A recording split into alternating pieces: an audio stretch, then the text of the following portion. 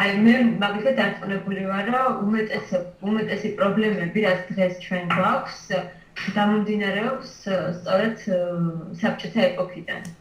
ანუ იმ მენტალიტეტიდან, რომელიც აი ამ პოსტსაბჭოთა საქართველოში საბჭოთა ეპოქამ დატოვა.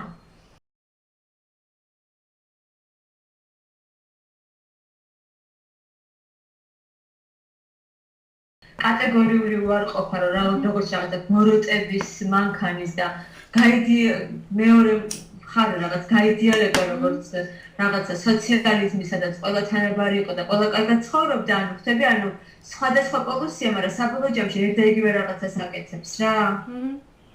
ანუ რაღაცნაირ იდეალიზირებულ მითოლოგიურ რაღაც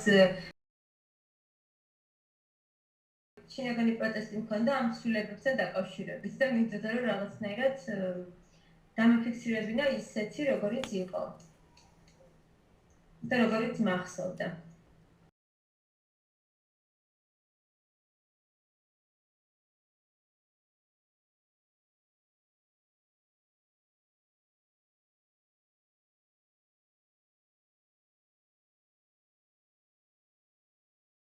ჩემი ინტერესი არქიტექტურის მიმართ მაგითაც განპირობებულია, რომ თვითონ ყველანაირი რაღაც კონტექსტის, ისტორიის და ძალიან ბევრი ინფორმაციის გარეშე შეგიძლია, რომ ეპოქაზე მიიღო ძალიან ბევრი ინფორმაცია. და ანუ ეს შენობები თვითონ თავის შერიან მატარებლები ამ ისტორიის და ძალიან კარგად აი ერთი შენობის მაგალითზე შეგიძლია მთელი ეპოქის განწყობილებები შეიგრძნო, ასე ვთქვათ რა. და რადგან ამ შენობებმა ძალიან ისეთი თავისთავადი ტრანსფორმაცია განიცადეს, აი მას შემდეგ რაც საბჭოთა კავშირი დაინგრა, იმიტომ რომ არავინ არ მოუარა და თითქოს რაღაც თავისით ჩამოიშალენ ყველანაირი ჩარევის გარეშე, ანუ რაღაცნაირი ცოცხალი მაგალითები არის, ოღონდ აი რაღაც არქიტექტურაში გამოძერწვილი მაგალითებია რაღაცა დროის სიკვდილის, ანუ რაღაცის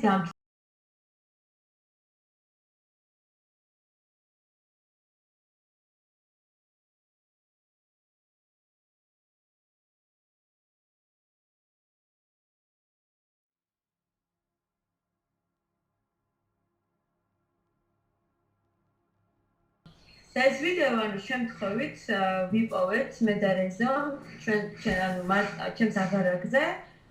ეს არის ჩემი მამაჩემის ნათესავის ქორწილი, სადაც რაღაცა კადრებში ჩანს ბაბუა ჩემი და ჩემი ოჯახის სხვა წევრები. და უბრალოდ ეს ვიდეო იყო რაღაც იმდენად აუ რაღაცნაირი არ ვიცი, აი შენ ხო გაქვს ნანაკი თვითონ აი ხმაც რო არ ქონდეს რა, აი რაღაც აი თითქოს რაღაცნაირი სიხარულის, ბედნიერების, მაგრამ აი რაღაცნაირი განწყობა დააკრავს რა, თითქოს აი თან რო იცი მე რეებით მოხდა, რომ აი ბოლო წამები რაღაც ამ ხალხის სიხარულის თუ რაღაც რა, ანუ აი რაღაც ჩემთვის ეგ განწყობა ქონდა ამ კადრებს რო უყურებდი რა. და რო იცი მე ამ ადამიანების ბედი და იმას იქ როგორ წავიდა ცხოვრება, ამას როგორ წავიდა და ძალიან ახალგაზრდები არიან და ძალიან სავსე იმედებით და ოცნებებით და თან ქორწილია და ეს განწყობა ძალიან მძაფრად იგრძნობა.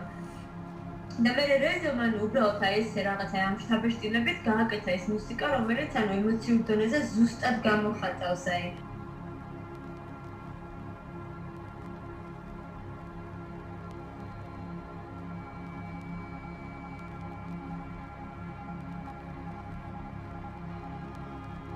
სუბუქი მელანქოლია დაასდევს მაგას რა, აი რაღაცა ეგეც ცოტა სიკვდილთან არის, აი ცოტა რაღაცის დასასრულთან არის ჩემთან დაკავშირებული რა, რაღაცა იმ ვიდეოში თითქოს დროში გაწერილი ხანგრძლივი რაღაცა სიმშვიდე თუ რაღაცნაირი მუხტი აქვს ამ ყველაფრის და შენ რო იცი ოღონდ ფაქტების დონეზე, რომ აი ეს ყველაფერი რა სწრაფად დამთავრდა და როგორ რადიკალურად შეიცვალა ყველაფერი რა. და ძალიან ისეთია ჩემთვის მაგიტო ცოტა სევდიანი.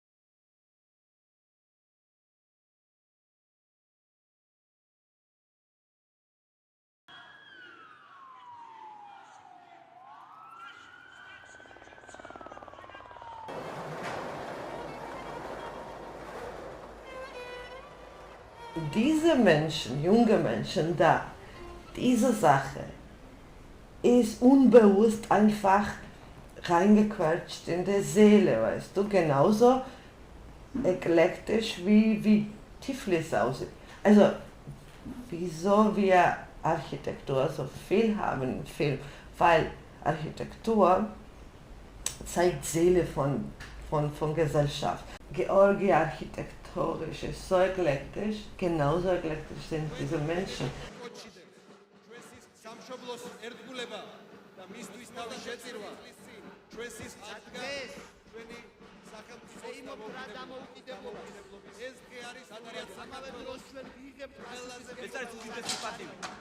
და უდიდესი პასუხისმგებლობა. მე მგონი რომ ეს წარმატებით შეასრულებს ჯარისკაცებს სულ. ჩვენ საფრთხეს და პირნაყოფებში თვალს. მე ვწევი სული. ჩვენი სულიერი სიმერთისა და სამშობლოს სიყვარული. ეს არის ის, რაც ჩვენ საფრთხეს შეერდება წინაშე.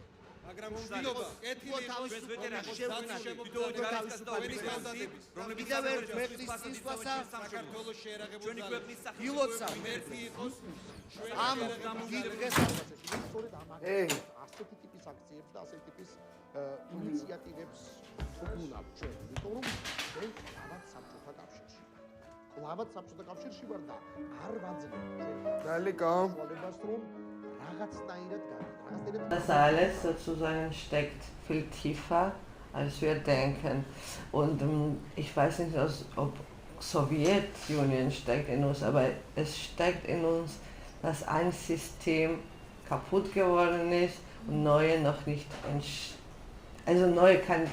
also wir haben keine neue Identifikation, weil es ist auch keine europäische Identifikation, keine so orientalische, keine europäische, keine amerikanische und keine russische, weil nichts passt uns an und auf diese Jungs kann man, also junge Menschen, sehr gut sehen, dass es absolut, also Mensch steht absolut ahnungslos da. Die sind in dieser in Transformationsphase und also was ich immer so gemerkt habe, ich hatte so immer Gefühl, dass es wirklich wie Science Fiction ist. Wenn du so, weißt du, irgendwo bist, zum Beispiel wenn so eine Serie Fringe und dann siehst du parallel, hast du sofort so andere, genau so ein Raum, aber ein bisschen anders. Und es sind so viele verschiedene Räume zusammen und man weiß überhaupt nicht, in welcher Welt man sich befindet. Wieso wir die genommen haben, weil die folgen keine Richtungen. Das heißt, die suchen etwas, weißt du, und die suchen so ein neues Konzept, die suchen so irgendetwas, womit so Ruhe kommt, aber ich weiß es nicht, ob die das schaffen. Also keiner weiß das, weil ich weiß es nicht auch, ob Georgia das schafft. დრამატული გარემო არ არის ვაფშე აბსურდული გარემოა. თბილისი მიყვარს ისე თავის სხვა პონჩი მიყვარს. აი როგორიც თბილისია, ეგეთ თბილისი არ მიყვარს. როგორ თბილისშიც მე ვცხოვრობ, ეგრე მიყვარს. თბილისი ისედაც ძალიან მეჯიხილ ქალაქია, სასწაული ქალაქია. მე ძალიან მევასება რა, მაგრამ ეცე წარმოიდგინე ესეთი სივრცეებია, სადაც ვარ და ერთი სივრციდან მეორემდე გინდა რომ ჩქარა მიხვიდე, რომ ამ იმაში არ მოყვე რაღაც absurdში.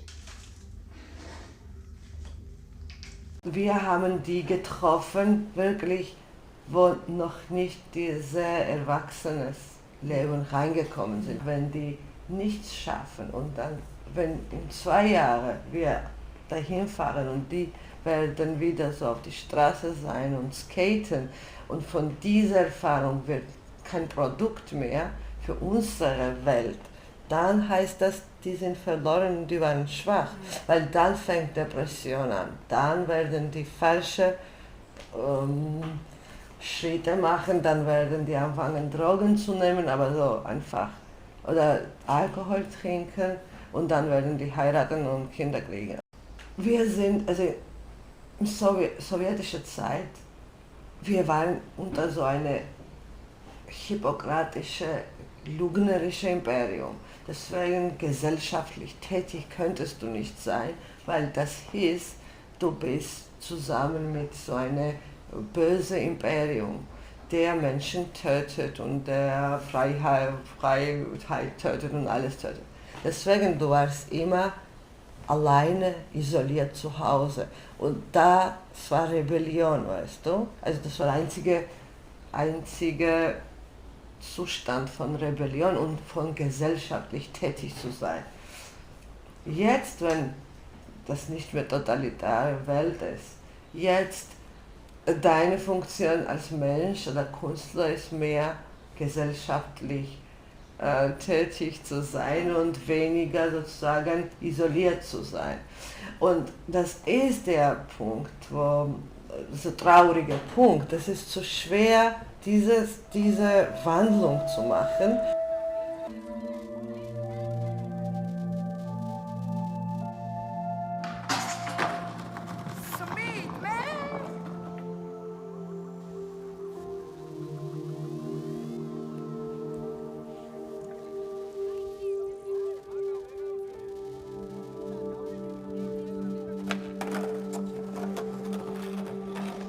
Was sowjetisch ist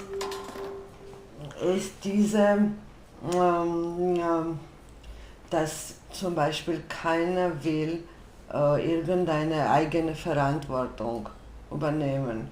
Das ist so total sowjetisch, weil in der Sowjetunion das war schlecht, wenn du Verantwortung übernimmst, weil das hieß, du bist schlechter Mensch, weil das heißt, du bist im Apparat.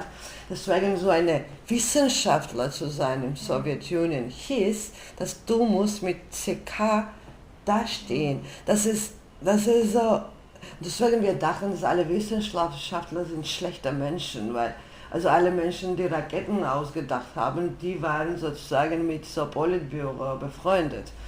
Und das hat sich so übertragen, aber jetzt entsteht das als Mythos, dass du musst nichts machen im Leben. Aber du musst keine Verantwortung, dass dein Vater wird für dich sorgen, du wirst sowieso in Uni kommen, weil deine Eltern werden das machen. Und das ist so sehr so dieses Sowjetische, das ist so mit Glauben, weil das ist so wahnsinnig, wie plötzlich diese 90% plötzlich von so totale kommunistischen Menschen sich in gläubige Menschen verwandelt haben, weil das ist das Einzige, das ist dieselbe Konzept, die sollen selber nichts denken, also Gott wird alles für mich machen. Das kommen von sehr, sehr, sehr, sehr weit weg und die haben in sowjetischer Zeit also diese Krebs hatte wirklich so Renaissance und jetzt sind wir halt in so wirklich, also das ist so ganz große Metastase.